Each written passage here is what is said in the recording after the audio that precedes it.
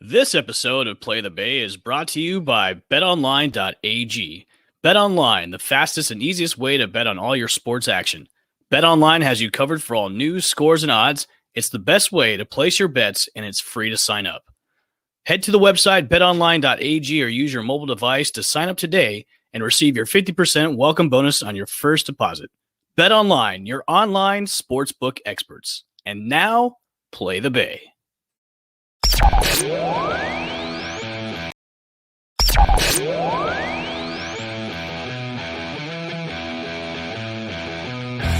From Channelside Drive, where Lord Stanley Cup rests. Time ticks down! The Lightning win the Stanley Cup! Travel across the bridge to St. Pete to find our American League champs. And the Tampa Bay Rays have just won the American League pennant. And get ready to fire the cannons. Lob pass toward the end zone. Gronkowski, he makes the catch. Touchdown Tampa Bay. What a great grab by Gronk. Because it's time for another episode of Play the Bay. Play the Bay.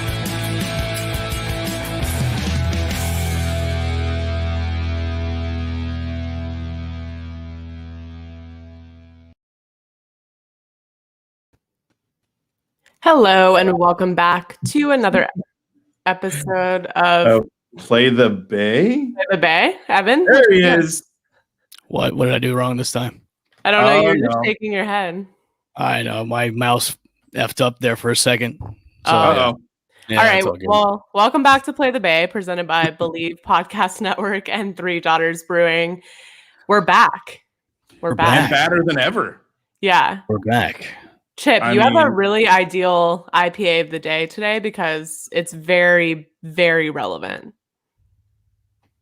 Former We're really New gonna England IPA Ugh, to God. represent Mr. Julian Edelman, who Yeah. I'm not a huge Patriots fan, especially what they did to the Falcons. So, but I will give kudos where kudos is needed. Great career, great wide receiver, versatile guy, did everything he needed to do. I wish him the best. Mhm. Talk We'll about IPAs. I've got an IPA that's pretty big. That's is that the mango one? Yeah, that's the mango IPA. Presented by our sponsor, $3 Brewing. Three Daughters Brewing. Love that. God damn. You have to go pick up some more beer, Kaylee. I know. I'm out, so I'm drinking Prosecco. So There you go. It's getting fancy. champagne. Yeah. It was a tough day. So when in doubt, pop the champagne. Hey, always a good thing. hmm Dude, not a mad week about it. closer to the NFL draft. Is it ever going to get here? I feel like it's never going to get here. I feel like it's so close yet so far. I feel like usually this part of the off season goes pretty fast, and then we get it into like training and OTAs, and then it goes slow. Yeah. But yeah, it's an interesting draft. I will say that. Like, I feel like after the first two moves, it's kind of all up in the air, which is pretty exciting because not always the case. Very true. Yeah. Evan, you look really excited. Are you watching the Rays and the Lightning? Oh, no, the Right Lightning. now, Oh, yeah. Rays are still winning 2-1 right now in the top of the fourth. Sorry, I was sharing our show on Facebook and all that social media stuff that we have to do. So, I love it. yes. All that stuff. Share away. So the Rays are winning and the Lightning just dropped, right? Yes, I believe I so. think they just started. Yes. Puck just dropped. Excellent. Excellente. Let's talk Rays. First, before we get into like the Rays game talk, let's talk. They got their American League championship rings.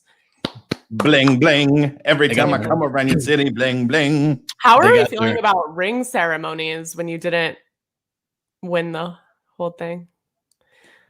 They won I the mean- American League Championship. I mean, that's that's You, you appreciate what you accomplished, Kaylee. Yeah, that was Kaylee. silly. I'm just asking a question. you get Hey. you get a ring for winning the AL pennant. You get a banner for winning the AL pennant, and I believe you get a trophy for winning the American League pennant too. You just don't get like the big trophy. So Correct. As when it goes to ring celebrations, yes, I'm all for it. I was there on Friday night for the banner celebration for them lowering the banner. So that was magical, among other things that happened that night. So we'll get into that in a little bit. So Yeah. It's a good time for everybody to celebrate how everything did. And, you know, you have a different team now, different guys, and you're moving forward. But always good to get a ring, you know? Look, I know Kaylee thinks of it as a participation trophy because they came in second, but they did win their league. They won their American League. So they are American League champions. So they get a ring. I mean, if you were a player, you'd want a ring too, wouldn't you? Yes. Yes. Yeah. Yeah. Yes. I don't know. I think the Prosecco's getting to her. Look, I'm never satisfied.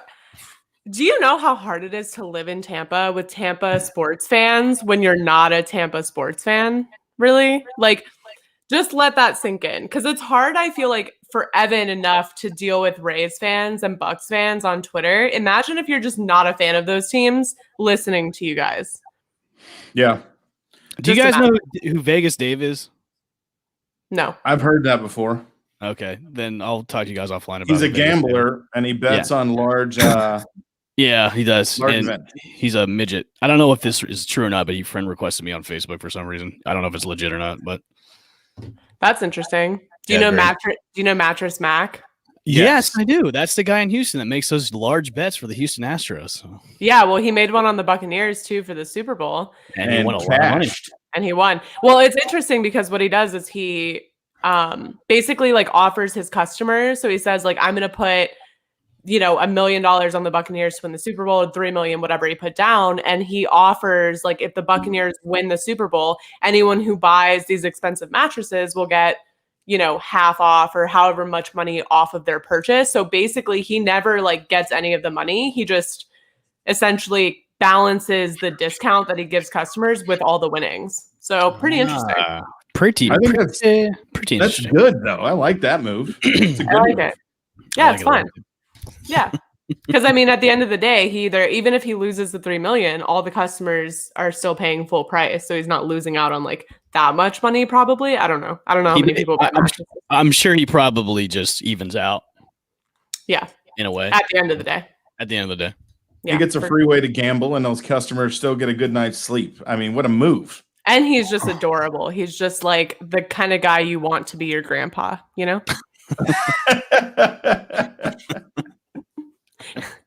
Now I'm really going to have to go look this guy up because I have no idea what he looks like. Oh, he's like a crazy little old man that just peddles his mattresses and then makes crazy amounts of bets. So that's that could be me later in life. I don't know. Crazy old man. I can see you peddling mattresses. I can see that. Yeah. Hey, good night's sleep's important. Yeah. Very important. All right, let's talk Rays baseball. Let's talk about the series against the Yankees. Looked pretty dominant with wins in the first 2 games. Obviously, let the last one get away a bit. Looked really strong through the first 3 innings and then kind of snowballed from there. But we'll start with Evan. Talk about, I guess, what you thought about the series overall, but especially the last game. And we talked last week about people hitting the panic button a little too early. What are your feelings on that now? The panic button hitters are definitely, they're coming around because, we won last night and we looked good. And then Glasnow had a huge night, 14 Ks, 2 hits, 1 walk over 7 2/3 innings. I mean, that's the pitcher we've been wanting to see. And he's now kind of taken the reins as the ace of the rotation. He's on a whole different stratosphere. And I can't wait till the other starting pitchers catch up. Rich Hill did a fantastic job on Friday night. I mean, he made the Yankees look stupid. And I want to put a disclaimer out there for whoever listens to this podcast. I hate the Yankees. I hate in my body, every fiber. I hate Yankees. I hate their team. I hate their stupid town. I hate their stupid fans the most. And I got a little bit too drunk at the Trop, and you? Oh yeah, well, there's a story behind that too, and they may have felt my wrath on Friday. My wife at one point said you were totally mean and just yelling at people that had New York hats on. I'm like, was I yelling at children? She's like, no. I'm like, well, it's okay if I wasn't yelling at children. You can yell at adults, just not children. Yeah, exactly. So yeah, they look great on Friday night. That's the way you want to start off a series where you get swept by the Red Sox, where the Red Sox are suddenly good again, and then everybody has their doubts during the week. The Yankees are coming into town. they're going to have a tough time against that lineup, which, the Yankees lineup is impressive as it is. But, Rich Hill, who had, a tough time against the Marlins his last start, came out and pitched a gem of a game. And that's what you wanted to see out of Rich Hill. And that's the Rich Hill we've seen of old, but now he's older now. He's still Dick Mountain. So, but to shut them down in game one and the bats were swinging, they're swinging a lot. We had home runs going on all over the place. I couldn't have drank more IPAs faster than home runs going out of the park. And then game two coming out again. That's what you want to do. But game three, they had it in the bag. And then once, the bullpen stepped in, which is kind of, they're shaky right now because they have a bunch of guys on the IL. If you come out of the weekend series against the Yankees and win the series, that's a win-win for me. Like, you may have dropped the third game of the series, but you win the series overall. And that's what you want. That's what you want to keep doing overall. You want to keep winning series over the good teams and the bad teams. So that's to me, that's a clap on that. So I was satisfied with them taking it to the Yankees after, being swept by the Red Sox. And the Yankees are still the Rays bitches, and they got bitch slapped. And, you guys can say you guys have your 27 championships. You haven't been in the World Series since 2009. Your championships you won early on in the team's history were against, they had 10 teams in the all of Major League Baseball. Congratulations. You beat 9 other, teams to get those championships. Anytime the Rays can beat the Yankees, I feel good about that. Yeah, that was a great series. I know that offensively, I'm sorry, Chip. No, go ahead. I'm going to bring up this. The Major League Baseball, they're still a bunch of stooges. If you're going to continue to let Yankees pitchers throw at Rays batters and have no discipline whatsoever, that's a bunch of BS, dude. Like that's so you're putting guys at risk, and they do this all the time. Like they're a bunch of children on the Yankees, and Aaron Boone is the biggest child of them all, still letting his guys do that. And I think it's unacceptable for Major League Baseball to continue letting the Yankees do this over and over and over. The thing that pissed me off the most was you have the umpires warning the Rays when the Rays haven't done anything, and it's like Yankees are warned, Rays were warned. It's like, so now you can't retaliate. That's the biggest BS of it all. I say Major League Baseball, you're still a bunch of stooges led by the biggest stooge of them all, by Rob Manfred. Yeah. I've said my piece. All right. Thanks for coming to Evan's TED Talk. Yeah, I'm not going to say anything except you keep zooming in on that screen. You keep cutting off my head. I'm going to kill you if you keep doing that. I'll tell you what. We'll do this. Watch. Just hold your horse. I just did that. They're overly. I know. All right. Hold your horse. So anyways, no, what you said, obviously, great. Still not sold. Rich Hill, Waka, Colin McHugh, all those guys together, everybody that we picked up and re-signed, Archer included, they've thrown, I think, 28 innings altogether. Their average ERA is hovering right around 6, almost 7 runs. So still not sold on any of those guys. Archer's obviously hurt now with a forearm injury. But you spoke to the lack of depth right now, and I think that's what the Rays are going to have to worry about. I mean, I think we saw pitchers. Well, we saw a little bit of the depth. Brent Honeywell. Congratulations to him for all he's been through. 2 innings came out. He got some strikeouts. Did well. He looked good, and I think the depth. They have the depth, and I think right now the depth that they have is obviously still in the minors. Where they just have to wait till the right time to get all those guys up, and those guys are ready to go. Archer did well before he got hurt. He looked pretty good.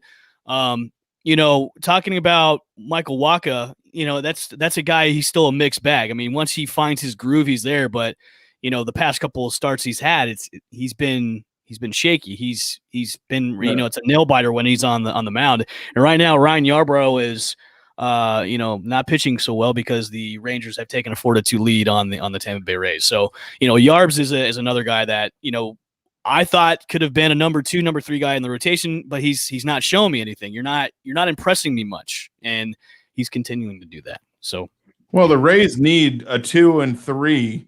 You need somebody to step up, obviously, besides TG, dude. He obviously, we've seen him go out now in 2 outings and be just dominant and really show why he's going to be the ace of the staff. And I think he's definitely sliding into that role nicely. But after that, you've got a mixed bag. And right now you're down 3 or 4 pitchers on, the injury list for at least 2 or 3 weeks. So guys like Kittredge, they optioned Honeywell back as soon as he pitched, which he might end up coming back up.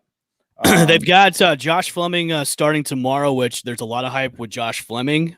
He allowed no runs throughout all spring training. There's a lot of hype with him coming up. So, they've got guys. They're just waiting in the wings until the front office says, okay, we want to have these guys come up, but then the time clock starts ticking on when you have to do arbitration. Well, yeah, they're guys that are unproven entities. Now, they look good, yes, but they're guys, and like you said, the clock and everything. Once they start accruing major league time. So, I mean, these guys are all unproven in game situations. Right. So depth is definitely going to be a question moving forward, and as we continue to go through the paces. Hopefully the Rays pitching staff gets healthier, and somebody will step up in those 2 or 3 roles. So we'll see. Should I tell my Tropicana Field story? Please do. I am dying to hear your experience because just based on the way you said it, I feel like it's partly negative. And I'm excited for your rant. I have an undercover agent that was there. Oh, you do? Eyewitness account. I talked to this person on the way back when you were My wife is not an undercover agent. That's my wife. She's eyewitness account to the festivities that went on that day. So we get there, and I haven't been to the Trop in probably almost a year and a half because of COVID. So it was great to be back. It was packed, and what the cool thing was, it was the Rays fans outnumbered the bitch ass Yankees fans, which was really good because normally you see Yankees fans outnumber Rays fans. So so I will go the lows first. The COVID procedures a little bit. They don't allow for you ladies out there. They don't allow purses. Can't go in with purses. Can't do that. Which is kind of confusing. Yep. I don't really get that, but either do I. What if you have kids? You need to bring backpacks. What are you gonna do? What if you have you need an EpiPen? If you need an EpiPen, you got to put it in your purse. You can't put it in a pocket. So yeah, that was kind of a turnoff. Trying to go into the team store, they did individuals, so you had lines going out the door. One person at a time. One person at a time. Yeah, kind of stupid. Yeah, and then food vendors, they had a lot of food vendors that weren't there. I couldn't get any nacho cheese with my pretzel, which they said they don't serve nacho cheese anymore with pretzels, which made me furious. And then when I tried to ask for some garlic sauce, no garlic sauce either. And this was at the Papa John's kiosk. Very upsetting. I will say this though, you couldn't hang around the Budweiser porch. You can't hang around there. Boo. And then, we'll get to that in a second. Okay. Jeez. So yeah, and then the cool part about it was, but before we do that, let's break for a sponsor read ad. Well, you guys know, obviously, coming from Atlanta, the lovely farm ponds up in Alpharetta, Georgia, I love to go fishing. Kaylee, you love fishing, don't you? I do. And when can we go fishing? Can we do it for Monster Bass when we get our first subscription kit? Mm-hmm. I'm signing up, first of all. Have you already signed up or no? I'm in the process of signing up. Okay, I have the good. tab open on my computer. Yes. Well, good, because I know I'm going to sign up as well. And Monster Bass, this is the best way. It's fun, it's affordable, and you get the new baits that are actually schemed and researched for your area, and they're delivered to your door each month. It's a premium subscription service, the best hand-picked baits. No more guessing on what you need to fish or where you should go. Leave it to the pros, and the pros at Monster Bass will take care of you. It's basically like having a personal fishing guide at your door whenever you need it delivered.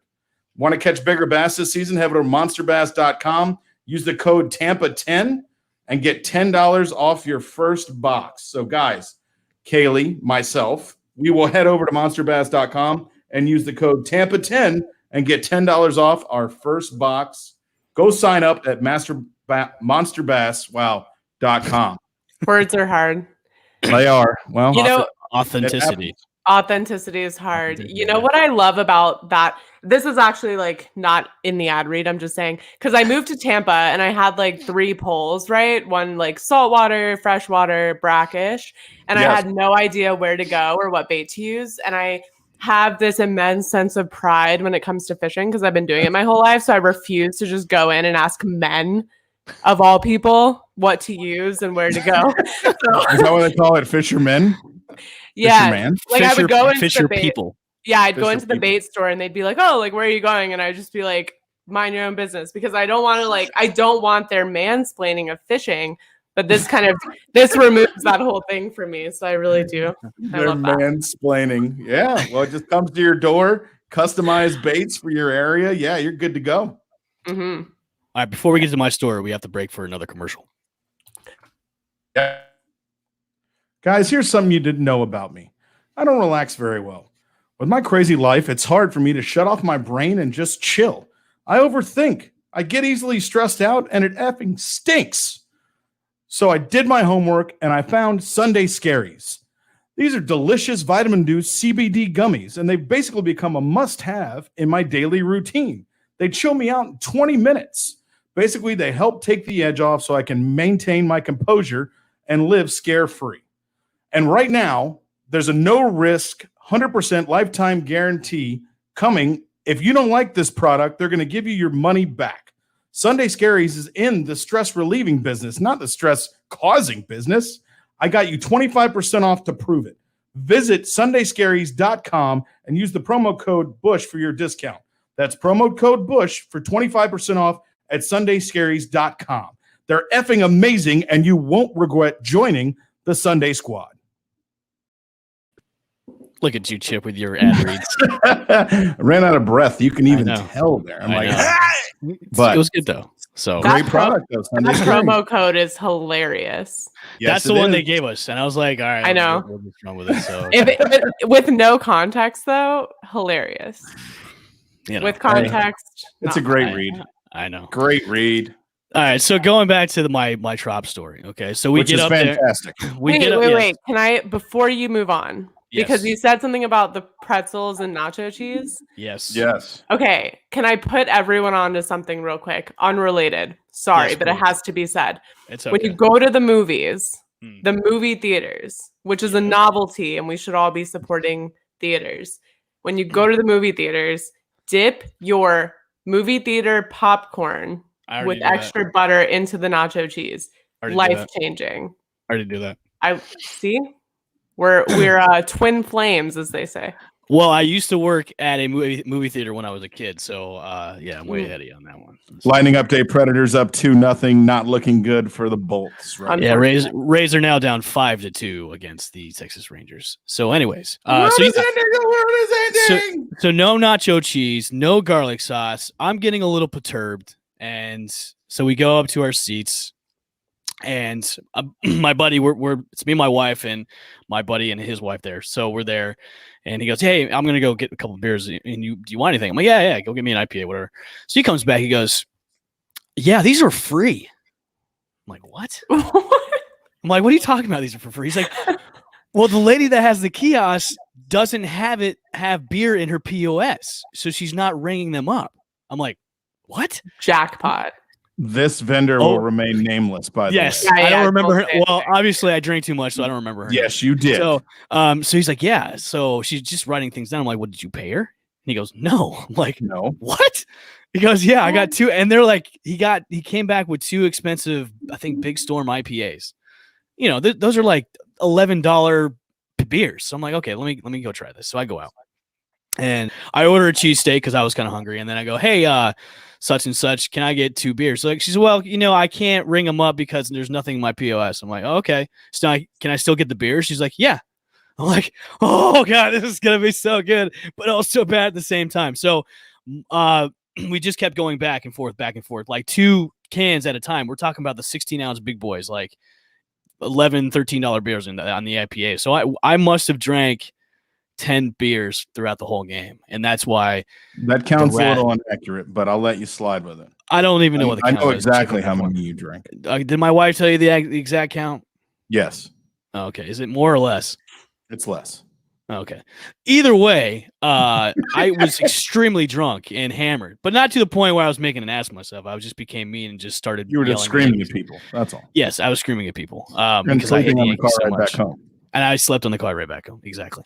But that's the highs. That's the highs of Tropicana Field was like they had the vendor that wasn't ringing up anything, and it was so weird because we would go back and she would have like sheets of paper upon paper of just people ordering beer, and she was not taking any kind of money. Now I tipped her.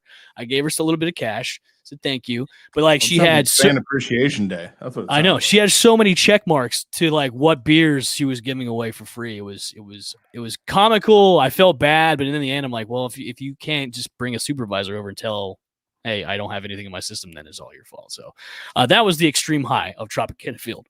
But it was great to be back. But the lowest of the lows was there. Like some lady yelled at me for chewing with my mask off. I was like, I'm eating. She's like, put your mask on. I'm like, I'm chewing. Like a person that works at the stadium or like a fan? Yeah. No, a fan, like one of the hosts. He's like, put like your a safe person. Well, no, they said you can have your mask off when you're eating and drinking. I was eating. And she's like, get your mask on. I'm like, I'm eating. She's like, get your mask on. I'm like, God, lady. Yeah. These rapscallions. I know. Giving you free beer, screaming at you. Good God almighty. Nacho cheese at all. So, but no, it was a good time, man. I can't wait to go back. This next time when I go back, I won't be so angry. Free IPA-ish? Free IPA-ish? Sure. Yeah. Making a scene. But it was good. It was a good time. That's okay. Maybe it's a boys night out next time we go. Boys night out! Yeah. And I'm always down. I'm ready for that. Kaylee, you're always more than welcome to come, but the only way we get you to go anywhere is take you to trivia night, Buffalo Wild Wings. That's all we can take you. Jeez. I'm just telling you, they have fantastic trivia at Buffalo Wild Wings. They have, I think they have trivia at the Trop somewhere. I don't know, you have to find Do they? I don't know. No. But it's like raised trivia, right? No, I think it's no. I'm lying. They don't have trivia there. Oh. No. None that I know of. Why would you lie to me like that? I got excited for a second. I was like, I will go to a game. I get excited because it's like it's like me versus myself, you know? Because no one else plays with me. I don't really get it because like when you look at the national boards, there's a lot of people playing, but just in my location, no one plays. But it's okay. The only person that can defeat myself is me and me alone. They don't want the smoke. I'm telling you. They don't want it. I totally agree. They don't want to get in the kitchen where there's a lot of heat. They heard about my Fortnite skill and they were like, you know what? We're not even going to touch that. Totally bail. We're not even going there. In other news, the Bucs signed Giovanni Bernard from the Cincinnati Bengals. I love that move. Wait, do we want to talk Lightning first? Yeah. Yeah. Let's do that, dude. Let's do that. You feeling that? All right. All we're gonna do is just grade their trade deadline moves, which for them just happened to be signing two guys that helps beef up their defense a little bit. So talk to me about these moves, how you feel about them. They're relatively quiet otherwise. Do you wish they made more moves? Chip. Well, That a girl. Throw it over here. Don't let him get in a rant. You see that? No. He did the side. He was like, well, and I was like, Chip, you got it. I love it. Nice moves. You got nice moves. No, like you said, Kaylee, this was more for depth. I mean, they made it a 3-team trade. So the salary cap ramifications lessened for the Lightning because we mentioned the show before, obviously, that they were fairly tight in that. So both defenders, it was David Savard and Brian Lashoff. I think they might be both playing tonight. Al Bushman, are they both playing tonight? Do you know? I don't know, but I'm sure Richard knows. He's in the comments. So Richard's, buddy, he's chiming in. So what did you think? I thought this was just purely for depth. I mean, you got to have a lot of defense. Obviously, Lightning have trouble with their penalty killing unit, and this could help out. I mean, obviously, yeah, like you said before, it's for depth. You know, they're building depth and defense for another run of the Stanley Cup. You know, it did cost them a first-round pick. Yeah. I like it. I do. I mean, it adds depth, and that's something they needed the most is the defensive depth. I mean, that's been kind of their Achilles heel all season long. Is they've been getting beat, especially on the penalties in the penalty kills. And so, yeah, David Savard is on. So I like it. I give it an overall A because what they were so up against the wall with cap space. They had to make some sort of creative move to get a need. And the need was defensive depth. So I like it. I like it overall. Yeah.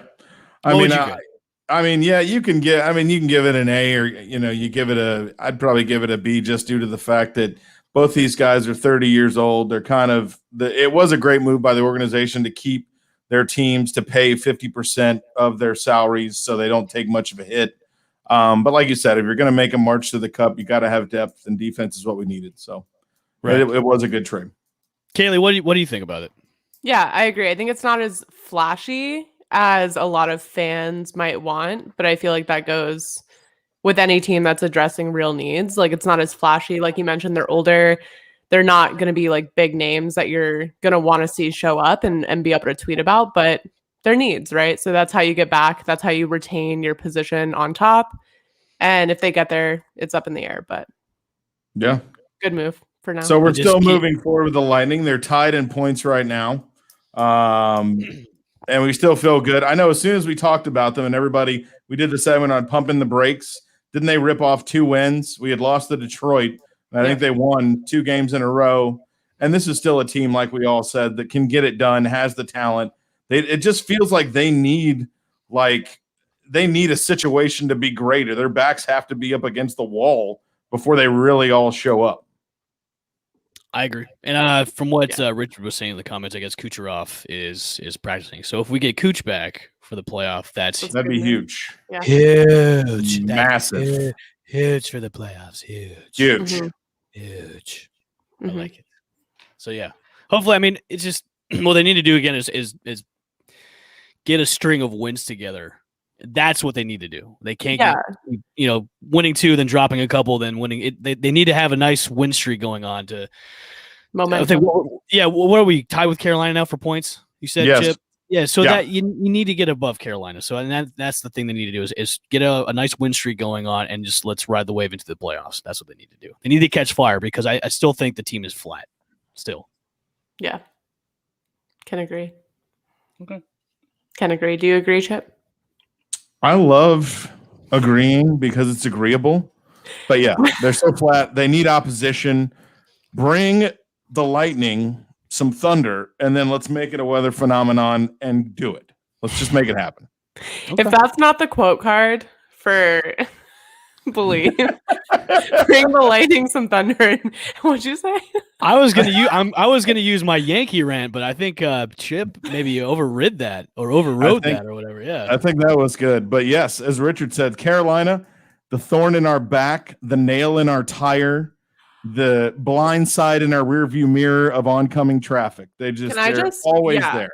Can I rant about Carolina as well too? Uh-oh. Yes, please. Prepare rant. This has nothing to do with I mean, it does, but I don't like Carolina, and I just very much do not like them because if you remember way back to the Alliance of American Football, I was a casualty of the layoff when they folded, but the guy that ultimately bought out, so he bought the owner of Carolina bought the AAF basically under the guise of I want to bring football back and I want to make this league work. And I believe that it's great for the players. It's great for the NFL, all these things, right? Lies, straight lies, cappuccino, no truth to be found, because then what he did is he folded the league, stole the tech, took it over to hockey, all the tech that was in the shoulder pads, the helmets, the balls, all of that, took it over and just applied it to hockey in Carolina.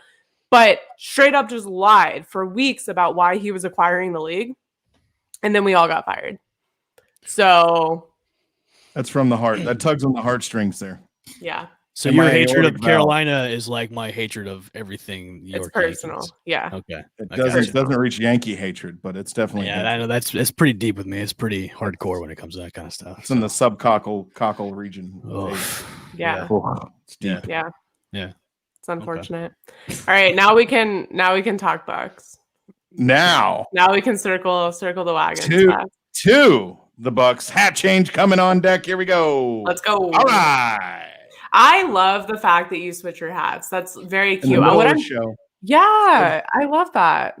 I feel like I need something sports in my background. I mean, I have like footballs on there, but I need like a banner or a I flag feel or like I something. need something in my background, period. Yeah. Yeah, you tried for a while, but It's still coming. Don't worry about it. I've got it taken care you know of. what you need? Some like floating shelves with like some oh gosh, what is this? Oh boy, we got We got an unrolling banner. Oh god. No! Stop. Gronk Stop. with some tutty talk with TB. Okay, let's circle back to the comment where it's like, I don't know why you just hate on Tampa Bay. These are the fans. These are the fans. He just unrolled a large poster size of the picture of Gronk and Tom Brady. I got two tutties, dude. Hey man, don't hate on my poster. Here's the thing: is like when and if the Jaguars win a Super Bowl, I promise you, I will be unbearable. Kaylee, that's fine. That's fine. I'm That's okay fine. with that. I want you to enjoy that if that ever happens. I'll have no friends, family left because after the 365 days until the next Super Bowl, I will be the worst person to be around. Like it won't even no comparison. I have no problem with that whatsoever because obviously I wasn't as bombastic as most Bucs fans, but if you want to go ape shit on if like a huge if and when I said if. Oh, yeah. I said if. Okay. If and when, yeah, go crazy. I don't care. Go crazy. It kind of worries me when like scientists are like, oh, the Earth is not going to last past 2050. And I'm like, that's not enough time. That's not enough time. That's not enough time for us to get it done, okay? I just need more time. We have to win one before I die. You know what's missing on that poster? If you just had Julian Edelman in the upper right-hand corner, Stop. you would have Are we really going to talk about this? TB12, Gronk. Do we want to and start with Julian Edelman or Edelman. Giovanni Bernard? Let's start with Giovanni Bernard. We can start with Gio. Let's start with Gio first. Okay, let's start with Gio. So they signed Giovanni Bernard to a 1-year deal coming from Cincinnati. This is also the first outside signing for them so far, which is phenomenal and amazing and hard to believe and insane to say, but understandable at the same time. Right off the bat, what are we grading this signing? Oh God. I mean, I'd give it a B+. The only reason why I'm not giving it any higher is due to the fact that he is old. He's getting ready to be 30. I think he's 29 now. But this is a guy that since his rookie season, I think is third in the NFL in targets, receiving yards, reception. I mean, he out of the backfield, he's one of the top pass catching backs in the NFL. Mm-hmm. So you gotta love the signing. I'm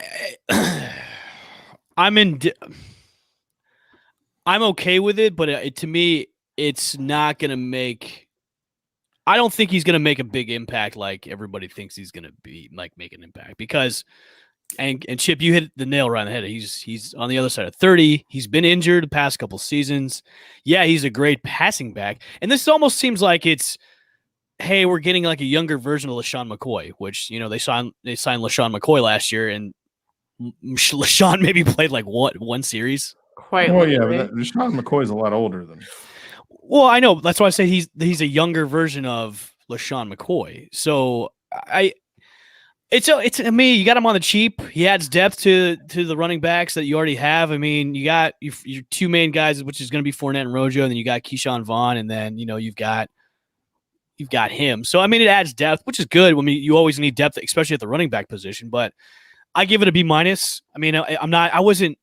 I was like, oh yeah, that's great. If it was Giovanni Bernard like 5 years ago, I'd be ecstatic about it because when he first came into the league with Cincinnati, he was something to deal with, especially in that offense. But Joe Mixon has really taken over that running back position in Cincinnati, and that's why he was kind of like the odd man out. I hope so. He's 4 years younger than him. Well, yeah. But to me, yeah, I give it a B-. It's a good signing, but it's not. It doesn't wow me. It doesn't wow me like the other signings that they did in the offseason. If that makes any sense. I love this signing.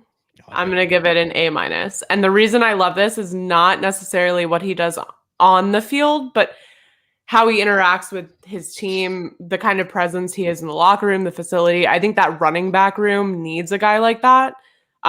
Just given their personalities, their ages, their experience, I think they really need a guy that's going to come in and be a leader. And I think you look in Cincinnati and like Joe Mixon is a flashier name. He's kind of their RB1, but at the same time it looks, and when you really break down their film, and I watched a little bit of it today, but he's really the guy that they trust the most. And you can see that because they're putting him in on those 2-minute situations, on those in that passing game to be that extra blocker. They're putting him in on third downs. They're putting him in to get the job done, right? Like Joe Mixon is the flashy guy who's making the big plays. He's the RB1. He's the guy that they're leaning on for a bulk of the work. But Giovanni Bernard's just that guy that they trust. And I think that kind of means a lot more because you've got talented running backs in Tampa Bay already. It's just who's the guy that you trust to get the job done? And right now it's just, there's not one, right? Like I love Ronald Jones, Leonard Fournette's neither here nor there, but it is the fact of like, I don't trust either of those guys to get it done in critical situations the way that I would trust Giovanni Bernard coming from what we've seen him do in Cincinnati. And I think that speaks volumes just beyond the field in his leadership in the locker room, at practice. And everyone has nothing but amazing things to say about him. So I actually think this is a really good signing. Wow, I agree. I think you come off a backfield where Rojo and Leonard Fournette, I think we're fourth in the NFL in drop passes last year. Both those guys can do okay out of the backfield, but you're getting a proven entity and you're getting a guy that Tom Brady that's probably going to play a lot of third downs and that can pass protect and that knows the drill. So, I mean, I think that he's also an insurance policy against Keyshawn Vaughn injury coming back off, and we'll see what the story is. So I think he's obviously he'll be ahead of Keyshawn Vaughn on the depth chart, but I think this is a guy that'll play a role definitely coming up next season, especially if either Jones or anybody gets hurt, Fournette, Rojo, he'll definitely step up. And let's not forget, Gio stepped up last year when Mixon was hurt. Yeah. It's also competition. Yeah. It's also pushing those guys because as much as Leonard Fournette stepped up, I think his tenure in Jacksonville really showed like he needs to be challenged, right? And I think that's why he exceeded in Tampa Bay. Is in Jacksonville, he was the guy regardless of what his performance was, because that's all their eggs were in the Leonard Fournette basket. And I think in Tampa, he really felt kind of that fire under his ass a little bit. And he said, if I want to make moves and make plays and stay on this team or live up to the standard that's now been set with Tom Brady and that whole environment he brings to a franchise, he had to step up. So I think this can only be positive in that sense, but also the age just doesn't bother me because it's a 1-year deal and they're in win now mode. So, I mean, as long as he's not 40 in the running back room, I'm not that worried about it. Yep. I think we found our like sound clip. That was good. Wow. We got a pile. Bravo. We're in the pilot on stage right now for win now. Yeah. give me everybody that can help me do it. I don't care how old you are. Keep signing them. We're not out of money. Just keep stacking them, dude.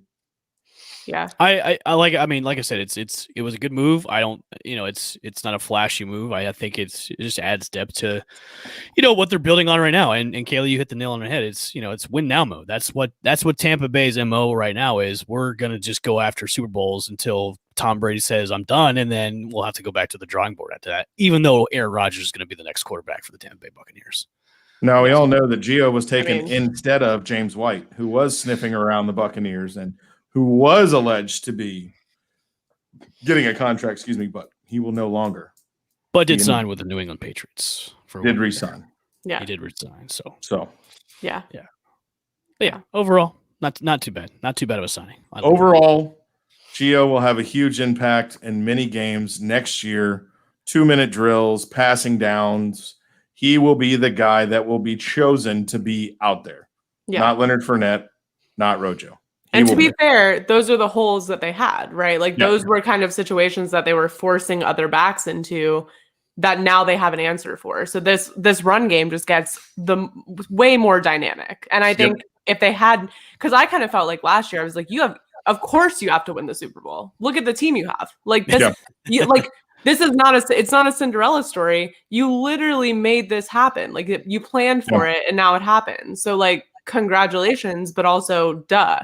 This year, it's like duh times 100. Like not only do you have everyone you had, but you have more. So now, like if you don't go back to back, like what are you doing? What are you doing? I think another word too, besides dynamic, is diverse in the backfield. Diverse, too. yeah. Diverse. A variety of skill sets. Yes, yeah. exactly. I got to think that it's weird to me.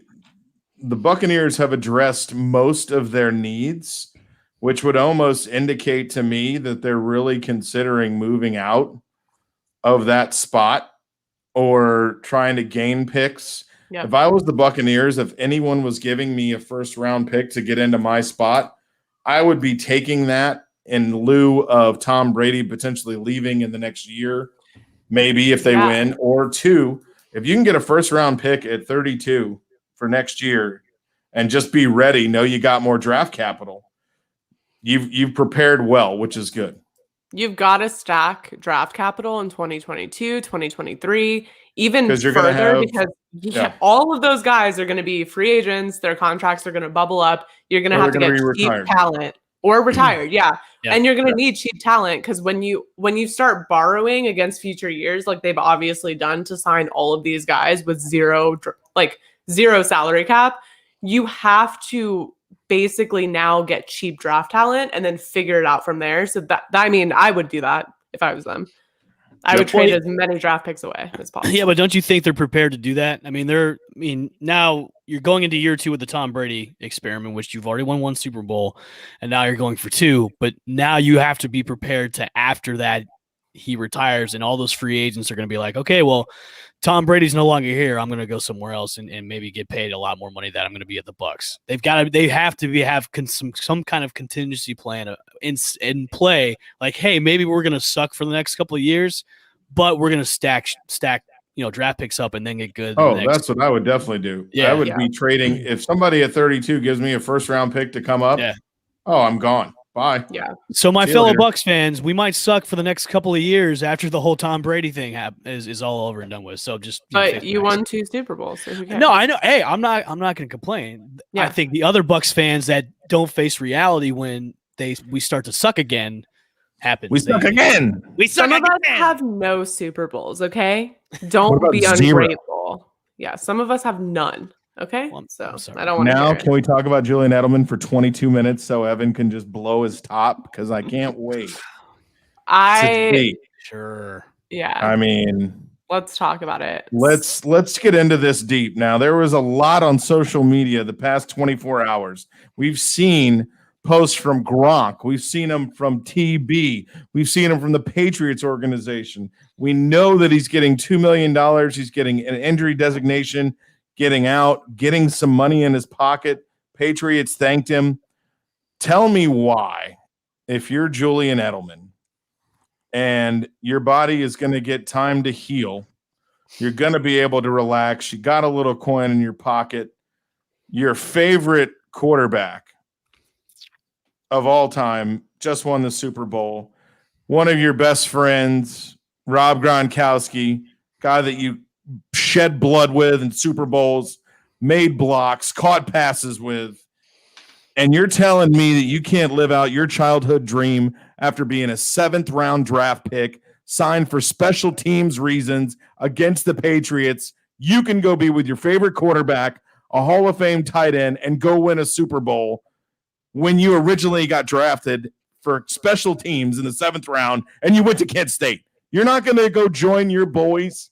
You're kidding me. No. Why? Okay. The Bucs don't need him. Yeah, exactly. Yeah, but that's number one. When have the Bucs needed anything? Tom Brady runs that ship, dude. You know it, and I know. You don't need to waste money on Julian Edelman, who's waste money. Come on, we're way past wasting money. You're talking about a player who's had chronic knee injuries the past couple of years. Wasting money. I would rather sign AB again instead of going and signing Julian, the crazy guy. Well, at this point, though, like money-wise, probably about the same because if Julian Edelman comes down, it's going to be on a discount. We already know that. Of course. Yep. But is he really worth No. as much as Antonio Brown? No. I Not think he's worth play-wise, more. right? I think he's worth more than that. Antonio Brown, here's the thing, is his past or present or whatever he's got going on, let's swipe that to the side. I hate to do that because that's silly, but okay. It's relevant and it's his character. But at the same, he did a lot more than crash a game. Freaking I don't even want to get it. We won't even get into it because we're forgetting it. We won't go there. But yes, I think that when you look at where he's at in his career, his age, his injury history, it wasn't even projected that he was going to play a majority of the season this season. Like they would have been lucky if they got him for half of the season in 2021. So the fact that we're going to spend money on a guy to play potentially half a season, most likely half a season, when we could pay the same exact amount to a guy that's going to play a full season, is coming back in the same system, helped you win a Super Bowl last year. Like you're already comfortable with Antonio Brown. He's not really getting a lot of he's gotten a little like he wants $8 million. Yeah, but at the end of the day, no one else is going to give him that, right? So like he's eventually going to settle to stay in Tampa Bay if he wants to continue to play football. But I don't think they need either of them. But if you're going to pay that money, why wouldn't you bring back a healthy, conditioned Antonio Brown who spent a year in the system and then just won a Super Bowl with you? I couldn't agree. I couldn't agree with Kaylee so much more than I could. To me, because you have better, Antonio Brown or Julian Edelman. Julian Edelman. Chip, who knows? Rob Gronkowski caught 2 touchdowns all year yesterday. It's not about them. No, it's not about who knows Tom Brady. It's about who does Tom Brady know and who can he figure out. And he can figure out pretty much anyone. He's already figured out Antonio Brown. Plus, you got a guy named Scotty Scooter Miller who's basically a younger version of Julian Edelman, which him and Tom Brady have started to have this nice rapport together. You don't need Edelman. It's a nice thought. You just don't need him because of what you already have in place already. I mean, obviously, did they really need Gronk though? Yeah, I think they did. $15 million total. I think they totally needed Gronk because OJ Howard went down. All you had was Cam Brate. Gronk really showed out by being a blocking tight end. Blocker, yeah. He really did well as a blocking tight end, and he started to be. Started to heat up at the best point of the season, at the tail end of the season, into the playoffs and into the Super Bowl. Of course, he was worth the money. I know he started off slow, but towards the end and into the playoffs, that's where you needed him the most, and he did. And he was a great pass blocker, and that's what you need. So to say he wasn't worth the money, I disagree with you on that. But to bring in Edelman, which I never said Rob Gronkowski wasn't worth the money. Okay, I said if you needed him or not. You did. I don't know if you did. I think hindsight-wise, I think it's easy to say you maybe not, but how would you have known the production of Cameron Brate prior to the season, right? You like OJ Howard goes down. That seemed way more of a big deal at the beginning of the season than it ended up seeming throughout the season. But like Cameron Brate, you just didn't know. Like I don't think there was enough there to predict that was going to be the production and the turnaround that you got for him. Whereas Gronkowski, like Evan said, on the O-line was probably invaluable in a way that like is hard to quantify and hard to see because you're just blocking. But at the end of the day, like that was a big question of Tom Brady coming to this team. Is he going to be able to stay upright in the pocket? And he was part of contributing to the fact of, yes, he is. So also I think too, bringing in guys he was familiar with that were from New England, like AB and also Gronk, it really opens up the offense to bigger things because now defenses are going to be okay. He's really going to be targeting AB. He's going to be really targeting Gronk, which he didn't. Tom Brady really spread the ball around, so it works out to their advantage by bringing these guys in. Do I think maybe bringing in Julian Edelman would add depth to their wide receiver core? Yeah, I do. If they do bring him in on the cheap, but you're not going to have him out there all the time. Yeah, he could. You have Chris Godwin and Mike Evans, and so why would you bring him in at all? If you already have those, I can make the same argument for AB then. I don't think you AB need was either. not in. AB was not in 85% of the snaps last year. I never said to bring back AB. I never said to Okay. bring him back because you Then can go. Yeah, He's a to role me. player. Yeah, to me, if you don't sign AB, I'm not going to be butthurt about it. Like, hey, you could probably go in the draft and draft somebody to add in depth on that. You could do I that. also don't even think. I mean, I don't think he's going to be missed. I just think if you're going to spend the money either way, AB is probably the better way to go. Yeah. But I mean, at the end of the day, so regardless of what we think they should do we think that there's at all a chance that they make this move? Oh God, yeah. God. There is because. Oh.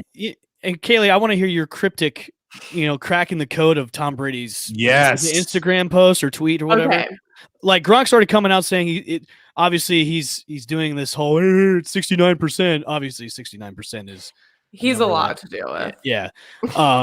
But yeah, of course there's a possibility of bringing him back. I mean, everybody wants to think that like, oh, well, like any free agent out there that has ties to Tom Brady's like, oh, well, the Bucs are going to scoop him up because he has ties with Tom Brady. So yeah, of course everybody's going to think Edelman may not retire and just take a cheap deal and go to Tampa Bay. Of course. Why not? That's fair. Yeah. I'd go get a Super Bowl championship. If you could trade Scotty Miller for a second-round draft pick, you'd do it in a heartbeat. No. That's horseshit stuff. Excuse me. Stop. No. Not for a second-round draft pick? No. Oh my God. I think that's ridiculous. I just think we're really undervaluing the especially I don't know if we are. The organization undervalues Scotty Miller.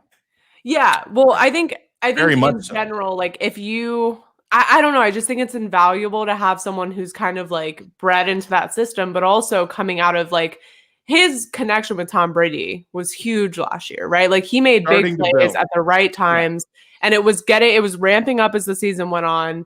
And I think the ceiling there is really, really high. And I don't even know that we even understand what he's capable of in the system. And I think to not at least explore that is kind of insane. I agree. Or to give him away for 500 receiving yards. That's it. 3 touchdowns. That's it. Yeah, but the moments of the touchdowns when were important when they mattered. Yeah. Like that Saints game, like that was a huge moment. Gronk has as many touchdowns as he did almost in the Super Bowl. I'm valuing Scotty Miller because second round pick. Wow. No, I'm not trading Scotty Miller for a second round pick. Chip, I want you to tweet that out and see what kind of reactions you get from Bucs. Do it on a poll. Yeah, do it on a poll. I will. So we can quantify it. Please. I want to see Bucs fans' reactions because they. I honestly think Scotty Miller is a Julian Edelman at 23 years old. That's what you're getting. Yes. But I don't think he's going to do what Julian Edelman has done. Super Bowl MVP, 3-time Super Bowl champ. He won't do that. He doesn't have to do that though. The thing is like you don't have to be the best person on the team to make a significant, invaluable impact. And I think he proved that last year because stats, like when you look at that season, like those stats are shocking to me because I watched every game last season and they seem so low because his impact intangibly, like you can't quantify his impact last season. It's hard to because it's so much about the moment, the momentum, what he was able to do to create that momentum in key pivotal moments during games that mattered, right? And like you can't put that into numbers, you can't put it on a stat sheet. I would also say too, you don't need him to be like Edelman. No, not at all. Because I think Scotty knows what his role is on that offense to begin with. So he doesn't need to be that wet safety blanket that Brady used to have up in New England. Like he doesn't need to be that because you've got so many other weapons that Brady can throw to. Like Scooter's going to be there when it's going to matter the most, which it did this past season. Like the focal points of that offense are Evans, Godwin, your run game, and then he's going to spread around the ball to the other guys on the team. And that's from the playoffs on. He had 1 reception, 3 targets against Atlanta. He had divisional round, 1 reception, 1 target against Washington. NFC Championship, he had 1 reception, 2 targets. Super Bowl, he had 2 receptions, 3 targets, and a touchdown. Let's also remember that was the NFC Championship game. In the Super Bowl, He had no receptions, no targets, nothing. Let's also remember, though, that like the divvying up of load in these games switched dramatically in the playoffs. Like we saw the defense take over, we saw the run game take over. That's why Leonard Fournette was practically a non-factor all the way through the regular season, and then suddenly he's playoff Lenny and Super Bowl Lenny, right? So that whole scheme shifted so much in the playoffs through the Super Bowl. But I just think like the Bucs are in such a favorable position. They're in the position that every team in this league wants to be in, because they can look at every single guy in their roster and say, you're going to do exactly what you're great at. You're going to excel in your exact skill set that you're meant for, and you don't have to do any additional work, right? You're doing your job, and that's it. And I think there's a lot of teams out there, like you saw it with OBJ in Cleveland, where they tried to make him do so much, right? They tried to make him be everything. It's like they forced it with him. They forced it. And like that's not him, right? But when we saw it a little bit last year, they put him more in his lane, right? And when he stays in his lane, he's phenomenal. And the Bucs have the ability and the privilege to be able to look at their roster and say everyone gets to stay in their lane, because we have all this talent, we have all these people, we have all of these guys that we can rely on, that are trustworthy, that we know are going to make plays. So every guy gets to stay in their lane, make plays in their lane, and the stats aren't going to reflect that, right? But I think that's part of having a non-selfish team and a team that has a lot of talent, is you're not going to have huge stats for every player, no matter how invaluable they are to your scheme, to your wins, to your Super Bowl. God, Kaylee's just dropping sound bites all over the place. I got to drink more often. Hey, my goodness. Well, I don't know what to choose from now. Hey. I got to tell you, the one thing we'll see about this is because next year Godwin is still on a franchise deal. You know, right now the Buccaneers have spent over $30 million on two players, with Evans and Godwin. So if Godwin leaves, Scotty Miller will have to step up and will be there. If I was a team like the Indianapolis Colts, where I've got a lot of things going, and you've got Pittman on the one side, you got T.Y. Hilton on the other, give me a Scooter Miller in the slot and just put him out there and let him go hog wild for good old Carson Wentz. He would be his Deshaun Jackson in that little offense, dude. I would love that. If Indy came up, second round pick, here you go. That'd be like pick 40. I think they're picking 10th. Did you do that on the Draft Network mock drafts? Did you do that? Did you mock it up? I did not. Did you do that scenario? But no, the Buccaneers are crazy if they don't take a second round pick for Scotty Miller. That would be. I'm going to tweet that as soon as we get done. I tweet it out, dude. I want to see reactions, and we'll retweet the hell out of that. So. I don't even think that their mindset is to like get rid of, like, I don't know what it would even take at this point, because I think they're so set on keeping the band together, because morale and culture and locker room presence is probably at an all-time high.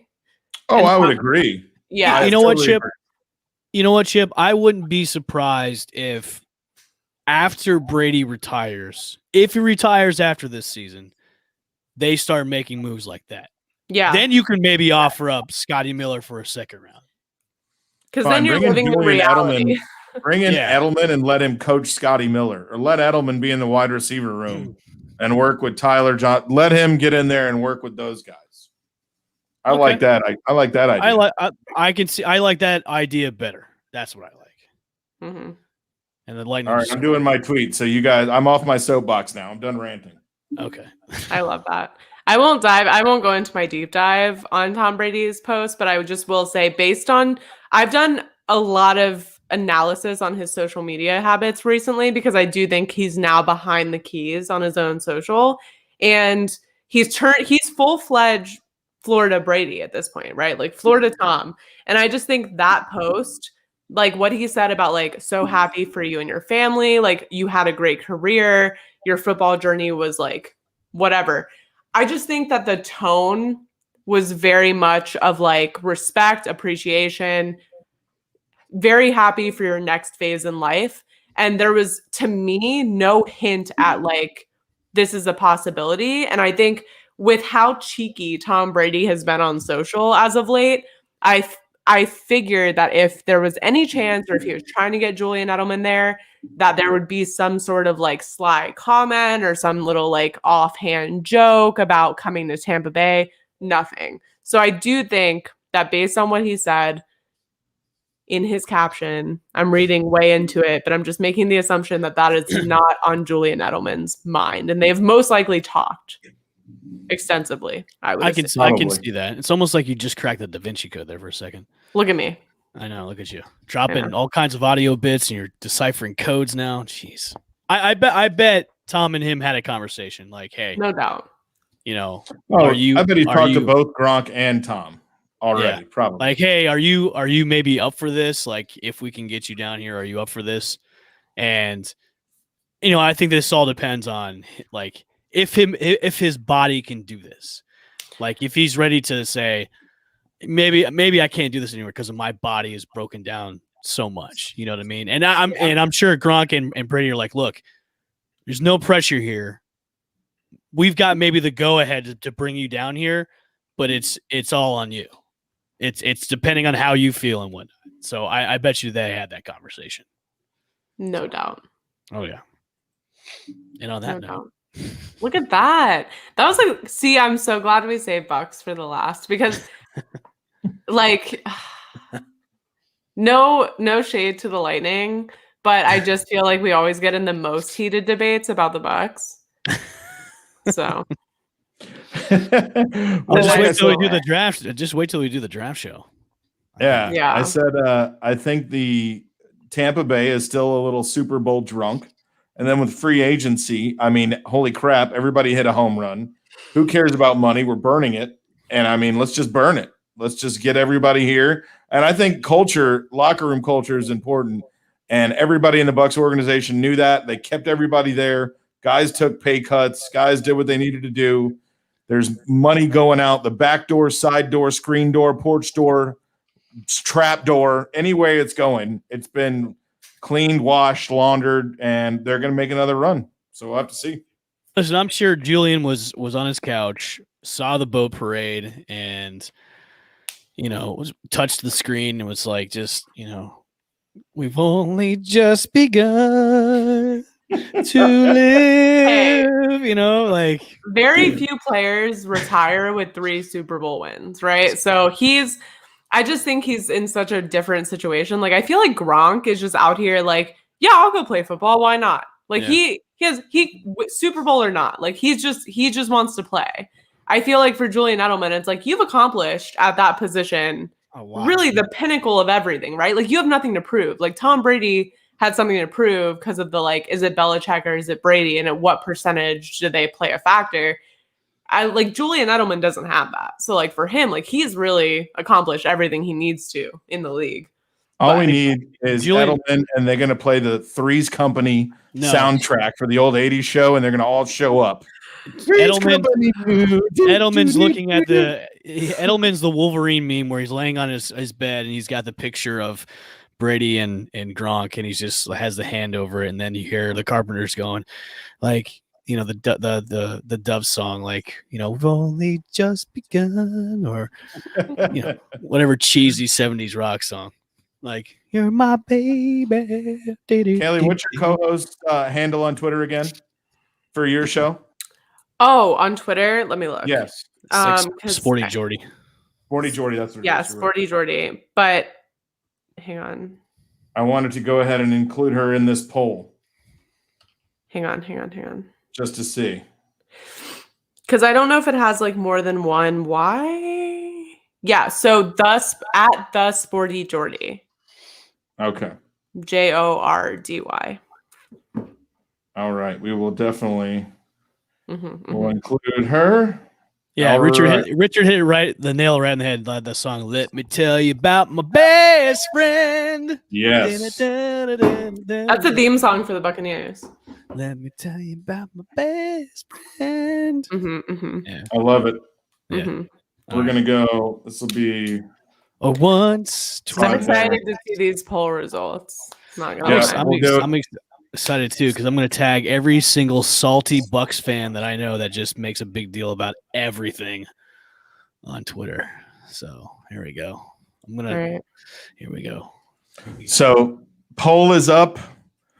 Results will be in. We can talk about it on next show. We've obviously gone over our time, which is fantastic. Guys, Love when we do that for we're Buccaneers. friends. We're I know. friends. So It's what do we think? Do we even want to hit on Play we the did bay. kind of hit on that. What do we think about the Cardinals signing a nice little RB? oh yeah, me and Coming Evan over. disagree about this. First Oh, of all, Chase Edmonds is curtains, by the way. So just RIP fantasy for Chase. Kaylee, Taylor, what's you your can take? go What do you first. So think? you can go first with that if you want to. That's cool with me. Whatever. I won't even give my take because I got on a soapbox there last time. What do you think? what did Evan say in response to my tweet? Hang on. Waka waka waka. I did the Adam Sandler meme from Uncut Gems. Where I disagree. Yeah. I disagree. And I was like, no, nothing new there. Because usually me and Evan disagree. Today we did agree on Julian You did? Edelman. So Yes. shocked on a few things. Yeah. And I tweeted James Conner eats on the Cardinals, calling it now.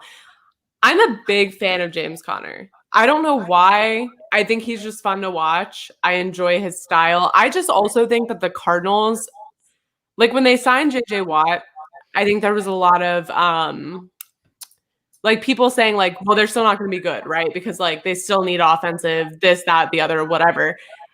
I just have a feeling they're going to come out with such swag. Like I feel like they're going to come out hungry, like ready to go. I feel like they're just going to be that team that is so fun to watch. Like they might be like the Miami of this season, if that makes sense, because Miami was kind of that team where it was like, we don't know what they're capable of, but they're coming out, they're strong, they're surprising people, they've got swagger, we like their style, they're fun to watch. That's how I feel like the Cardinals are going to be next year. And I just have this like gut feeling that he's going to do very well there. That's Go nice. ahead. Evan. We've seen. Listen,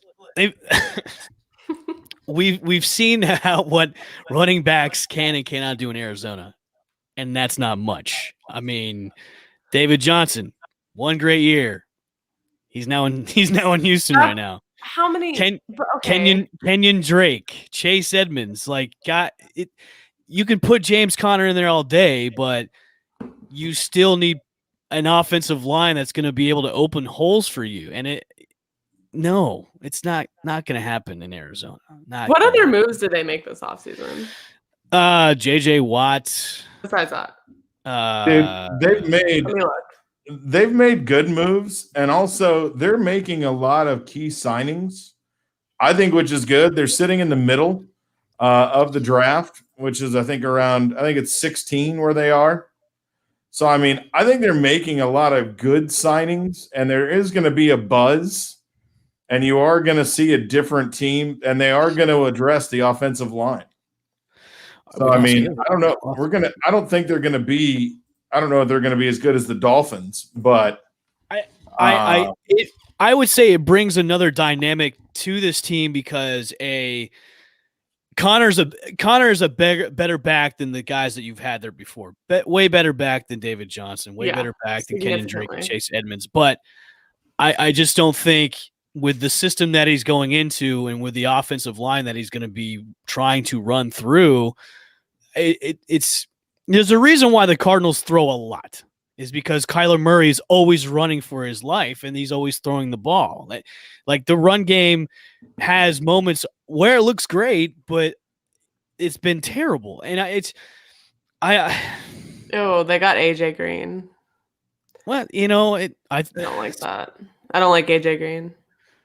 Well, I mean, they signed Rodney Hudson, who's a Pro Bowler from the Raiders. He's going to be their starting center. Mm-hmm. They do have Marcus Gilbert from the Steelers, starting tackle. They have some players that can. I just think that I just think that Arizona is still another year or two away from being a great team. They're on the up. I think they're trending up as a team. We saw that this year where for a while there, Kyler Murray was in that conversation where he was an MVP. Like, hey, the Cardinals could make the playoffs. Like. They were trending that way, and then all of a sudden they just took a huge big crap, and then they just fell the rest of the way. I mean, adding James Conner makes them slightly better at the running backs position, but I just don't think he's going to make the impact like everybody thinks he's going to do. So we'll see. I don't know. I think they're adding some good pieces. I think it's a better spot for him in general, overall. No, like, I it gives him a lot more opportunity. I agree. I think it's way better than what's happening in Pittsburgh with Ben Roethlisberger and all that stuff. So. They very much confuse me with their offseason moves, but that's a whole nother topic. But that's a whole nother show. Look at that. That's a whole nother show. Speaking of, tune in tomorrow to Onside Checks. That's the show. All right. Any final thoughts before we? What are the score updates for our teams? Oh, yeah. We're doing well, bad, and different. Rangers up 6-2 on the Rays, bottom 7, and the Lightning, I believe, are losing 2-1. Yeah. So still in it, still got time. And we've already got one response to your poll. From at Buckamaniacs, I personally wouldn't. Scotty's speed is a great asset. It can really open up the field. Would you? Hey, we'll see what the story is. This is a big wide receiver class. Lots of people with speed. Oh my God. Another person said that man who asked that terrible question should go to jail. I love that response. Hey, we wanted some clickbait. Here it comes. I love that response. I would trade Scotty Miller for a second round pick. That's just me. That's crazy. But you do you, boo-boo, you know? Hey, everybody gets one. That's true. All right, I will build followers with stuff like that. Lightning are down now 3-1 now. So let's get out of here before the Lightning lose even more. All right. Well, thanks for no, wait. Oh, no. No, never mind. Go. Never mind. No? No. No? No, it's 4-1 now. Sorry. Okay. Right, well, thanks for tuning in. We're going to get out before any negative scoring continues to happen. Follow us on Instagram, Twitter, Play the Bay TB on Twitch, YouTube, all the places. Subscribe, rate, and review. And we will catch you guys next Tuesday. Bye. On the flippity flop. Go Bucs. Thanks for listening to Play the Bay. We'll be back again with another episode on the Believe Podcasting Network. If interested in advertising, please contact Believe.com.